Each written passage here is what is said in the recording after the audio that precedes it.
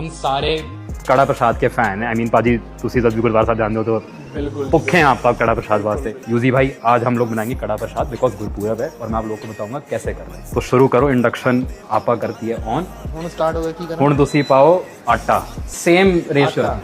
वाहिगुरु जी का खालसा वाहिगुरु जी की फतेह। लो जी यूजी भाई क्या लगता है आप बेटर बनाओगे या पाजी बेटर बनाएंगे? कोई बैटर बनाए, जाना तो पेट में ही है। ਤੁਸੀਂ ਬਣਾਈਏ ਪਹਿਲਾਂ ਦੇਗ? नहीं मेरी मम्मी ने बहुत बनाई है। ਭਾਬੀ ਤੁਹਾਨੂੰ ਉੱਥੋਂ ਗਾਈਡ ਕਰੀ ਜਾ ਰਹੇ ਨੇ। मैं भाजी ਨੂੰ गाइड ऐसे करूंगा। कर गए हैं, कोई दिक्कत नहीं आई। सेम टी। सेम टीम है। पहले घी डालते हैं। हाँ घी डाल दो। हाँ को साहब देखियो मड़ा जा लम्स नहीं होने चाहिए। अब आप चीनी डाल दो। थोड़ा जिहा पानी पा के खंड पा दो, हुण खंड पा दो। प्रो टिप, पानी डबल होना चाहिए तो हम अंदाजे से नहीं करेंगे, हम परफेक्ट करेंगे। अरे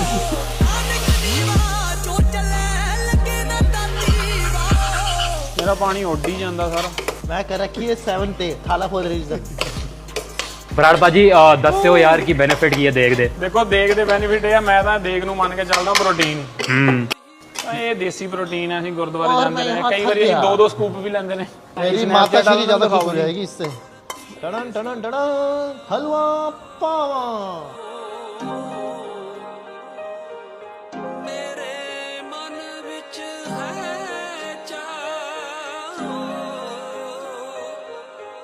सरपंच साहब प्रसाद थोड़ा सा और थोड़ा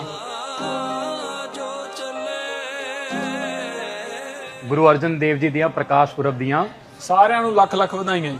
ਵਾਹਿਗੁਰੂ ਜੀ ਕਾ ਖਾਲਸਾ ਵਾਹਿਗੁਰੂ ਜੀ ਕੀ ਫਤਿਹ।